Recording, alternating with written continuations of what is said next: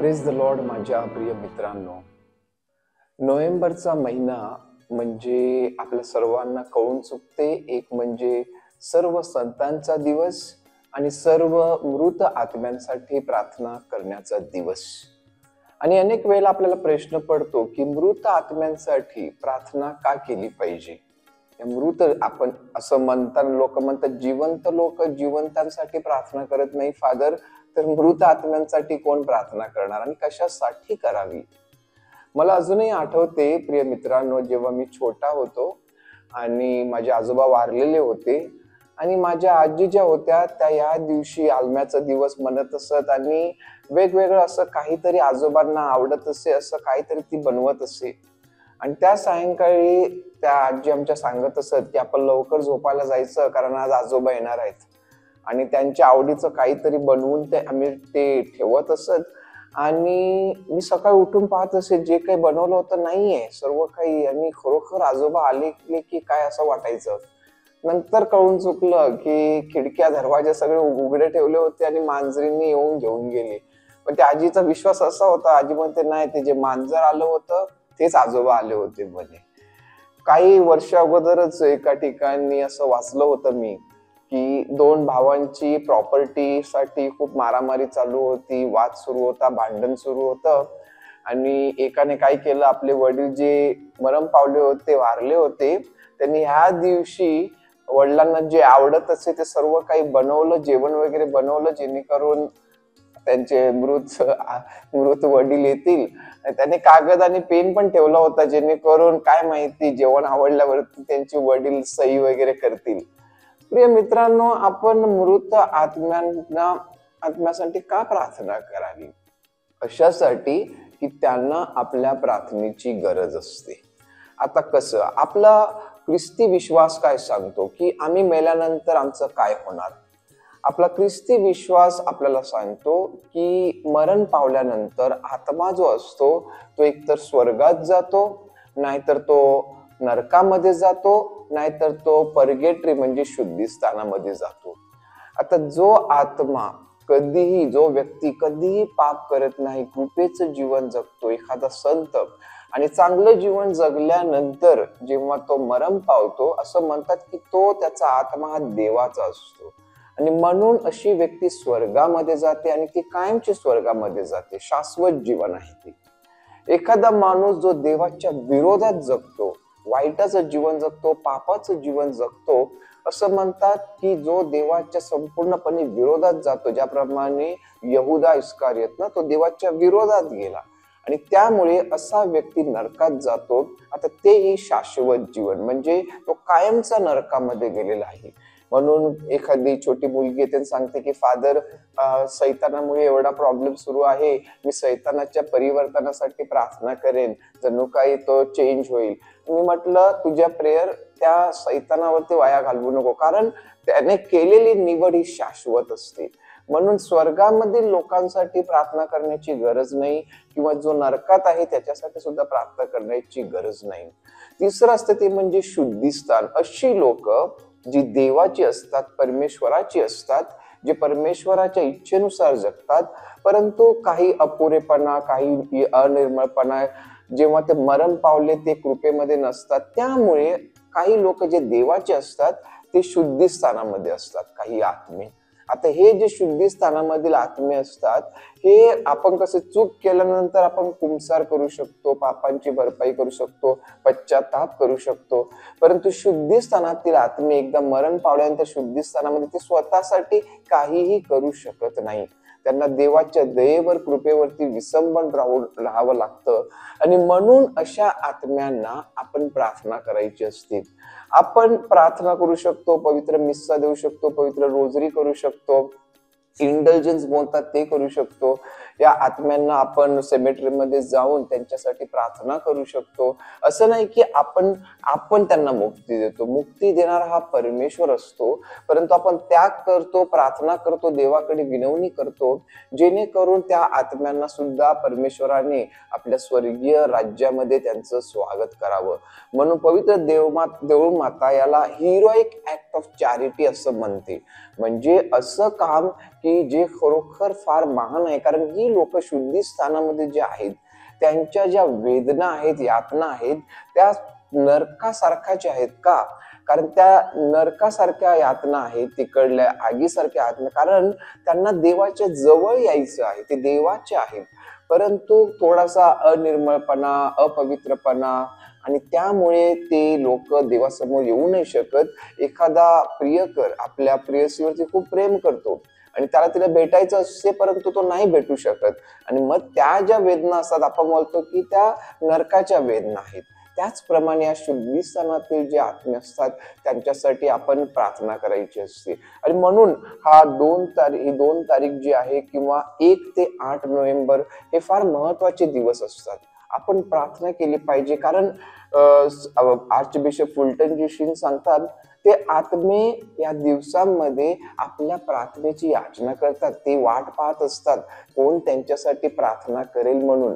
कारण त्यांच्या यातना तिथं देवाकडे जाण्यासाठी त्यांना खूप उत्साहित असतात. आणि त्यामुळे आर्चबिशप फुलटन सांगायचे की आपण मरण पावल्यानंतर जेव्हा आपण स्वर्गात जाऊ तेव्हा अनेक आत्मे आपल्याकडे येतील आणि आपल्याला धन्यवाद बोलतील, आणि आपण विचारू त्यांना तुम्ही कोण, आणि ते आपल्याला म्हणतील की मी तो आत्मा आहे ज्यांच्यासाठी तुम्ही प्रार्थना केली, तुमच्यामुळे मी स्वर्गामध्ये येऊ शकलो. म्हणून या दिवसामध्ये आपल्याला इंडल्जन्स, आता इंडल्जन्स म्हणजे काय, या दिवसामध्ये आपण 5 गोष्टी करायच्या आहेत. एक म्हणजे पवित्र मिस्सा, पवित्र पुंसार, त्यानंतर आपण आय बिलीव्ह किंवा प्रेषितांचा विश्वास अंगीकार, आणि एक आमच्या बापा आणि पोप महाशयांच्या हेतूसाठी प्रार्थना. या 5 गोष्टी करून आपण कृपेमध्ये राहून एक आत्म्याला आपण देवाच्याकडे आपण त्याच्या दयेसाठी याचना करायची आहे. मग आपल्या कुटुंबातील कोणीही असू शकेल, किंवा आपण स्मशानभूमीमध्ये जाऊन तिथं त्यांच्यासाठी प्रार्थना करायची आहे. आणि म्हणून देऊळ माता या दिवसात आपल्याला आमंत्रण करते की मृत आत्म्यांसाठी तुम्ही प्रार्थना करा, अशांसाठी प्रार्थना करा ज्यांना जग विसरलेलं आहे, ज्यांच्यासाठी कोणीही प्रार्थना करत नाही आणि त्यांना खरोखर प्रार्थनेची गरज असतात. आता ही जी लोक शुद्धी स्थानामध्ये असतात त्यांना माहिती नसतं कोण त्यांच्यासाठी प्रार्थना करत आहे, परंतु जेव्हा ते स्वर्गामध्ये जातात तेव्हा देव त्यांना बिएटिफिक विजन म्हणजे अशी दृष्टी देतो की त्यांना कळून चुकते कोणी त्यांच्यासाठी प्रार्थना केली, आणि स्वर्गात गेल्यानंतर ते संतांसारखे होतात, पावन होतात, पवित्र होतात, आणि ते आपल्यासाठी प्रार्थना करायला लागतात. आपलं चांगलं व्हावं म्हणून ते मध्यस्थी करायला लागतात, कारण ते संतांसारखे निर्मळ पवित्र बनतात. आणि म्हणून आपण नेहमी त्यांच्यासाठी प्रार्थना केली पाहिजे. जे आत्मे आपल्या कुटुंबातील या दिवसांमध्ये आपण मिस्सा अर्पण केला पाहिजे, आपण त्यांच्यासाठी पवित्र रोजरी कुटुंबामध्ये प्रार्थना, आणि त्यांना जेणेकरून परमेश्वराने त्यांना क्षमादान देऊन आपल्या स्वर्गीय राज्यात त्यांना बोलवावं. आता अनेक जणांचा असा सुद्धा प्रश्न असतो की फादर, हे आत्मे आपल्याला येऊन सांगू शकतात का की माझ्यासाठी प्रार्थना करा? तर त्याचं उत्तर मी अनेक जणांना विचारता मला कळालं की हो, तसं होऊ शकतं. एखादा आत्मा आपल्याला वेगवेगळ्या प्रकारे आपल्याला तो भासवू शकतो, आपल्याला सांगू शकतो की मला प्रार्थनेची गरज आहे. म्हणून काही लोक म्हणतात ना की मला असं वाटते की माझी आई किंवा वडील यांना प्रार्थनेची गरज आहे आणि त्यामुळे ते येऊन मिसा देतात. हे असं घडू शकतो. आपण समजून घेतलं पाहिजे की हा जो आत्मा असतो शुद्धी स्थानातला कुठल्याही प्रकारे आपल्याला हानी पोहोचवण्यासाठी येत नाही. तो आपल्याला त्याचा असल्याने आपल्याला कुठलाही त्रास होत नाही. तो चांगला आत्मा असतो. कधी कधी एखादा आत्मा आपल्यामध्ये भीती घालतो आणि आपल्याला खूप एकदम भयाने आपण त्रासलेलो जातो, तर तो आत्मा हा शुद्ध आत्मा नसतो. आणि मग त्यामुळे आपण आपल्या कुटुंबामध्ये पवित्र पाणी वगैरे वापरलं पाहिजे. परंतु हे असे काही आत्मे असतात जेव्हा आपल्याला वाटतं त्याला 30 दिवस आपण एखाद्या आत्म्याला ज्यांना आपल्याला वाटते खरोखर गरज आहे त्याला ग्रेगोरियन मासेस, ग्रेगोरियन पवित्र मिसा असं म्हटलं जाते. म्हणजे 30 दिवस एखाद्या आत्म्यासाठी, फक्त एका आत्म्यासाठी 30 दिवस कंटिन्युअसली मिसा द्यायचे असतात. आणि आपल्याकडे अनेक मिसा देतात, त्यामुळे ते नाही घेत. परंतु वेगवेगळ्या ठिकाणी जिथं मठवासी आहेत अशा ठिकाणी आपण 30 दिवस ग्रेगोरियन मिसा द्यायचं. ते धर्मगुरू कंटिन्युअसली रोज फक्त त्या एकाच हेतूसाठी, त्या एकाच आत्म्यासाठी प्रार्थना करतात आणि त्या आत्म्याला ते देवाकडे क्षमा याचना करतात. त्याला ग्रेगोरियन मिसा असं म्हणतात. त्याचप्रमाणे प्रिय मित्रांनो, आपण खबरदारी घेतली पाहिजे. काही काही लोक असतात, ते भाबडेपणा बोला किंवा भोळेपणा मला त्यांना माहिती नसते, ते आत्म्यांबरोबर बोलतात आणि ही गोष्ट आपल्या ख्रिस्ती धर्माशी विसंगत आहे. याचा अर्थ काय? किंवा एखादा आपला कोणीतरी नातलग वारला असेल, आई वडील वारले असतील, त्या दिवशी आपण रडतो, शोक व्यक्त करतो, ते ओके आहे. परंतु 5-10 वर्ष झाले तरी सुद्धा एखादी मुलगी आपले वडील जे वारले आहेत त्यांच्या सेमेटरीवर जाऊन त्यांच्याशी बोलायला लागते की पप्पा तुम्ही कशाला मला सोडून गेले, किंवा अशा प्रकारे की अशा एका प्रकारे आपण आत्म्याशी बोलायचा प्रयत्न करतो, विच इज नॉट नॅचरल. हे चांगलं नाही. तर त्यामुळे काय होतं की तो आत्मा, जर तो चांगला आत्मा नसेल आणि तो समजा एखादा दृष्ट आत्मा असेल तर तो आपल्याला हानी पोहोचवू शकतो. आणि म्हणून त्यामुळे आपण मृतांसाठी प्रार्थना करायला पाहिजे. आपण मृतांकडे प्रार्थना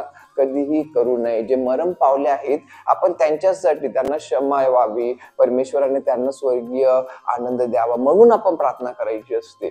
परंतु आपण अनेक वेळेला त्यांच्याकडे प्रार्थना करतो किंवा त्यांच्याशी संभाषण करण्याचा, बोलण्याचा प्रयत्न करतो, तर ही गोष्ट नॅचरल नाही. काही ठिकाणी आपण पाहतो अनेक लोकांना अटॅचमेंट असू शकते, परंतु जी व्यक्ती मरण पावली आहे आणि आता अनेक वर्ष झाली आहेत, त्यांचं जे काही असते आपल्या कुटुंबामध्ये काही सामान वगैरे लोक ठेवतात आणि अतिशय पॉझेसिव्ह होतात त्यांचं सामान, आणि त्यामुळे काय असू शकतं की त्या आत्म्याला आपण एका प्रकारे शांती देत नसतो.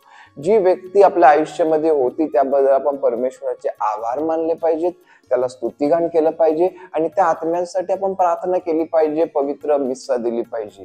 आणि म्हणून या दिवसांमध्ये माझ्या प्रिय मित्रांनो, ज्याप्रमाणे म्हटल्याप्रमाणे पवित्र मिसा द्या. तुम्ही जिथं सेमेटरी आहे तिथं भेट द्या, पवित्र रोजरीमध्ये प्रार्थना करा आणि इंडल्जन्स ज्याप्रमाणे म्हटल्याप्रमाणे की तुम्ही पवित्र मिसा, पवित्र कुंसार, प्रेषितांचा विश्वास संगीकार, आमच्या स्वर्गीय बापा हे पोप महाशयांचा हेतू, या 5 गोष्टी करून एका आत्म्याला तुम्ही परमेश्वराकडे त्याला क्षमा याचना होऊन देवाकडे तो आत्मा जावा म्हणून तुम्ही प्रार्थना करायची आहे. आणि यामध्ये खरोखरच खूप असं एक शक्ती असते, कारण ती लोक जी स्वर्गामध्ये जातात ती आपल्यासाठी प्रार्थना करतात.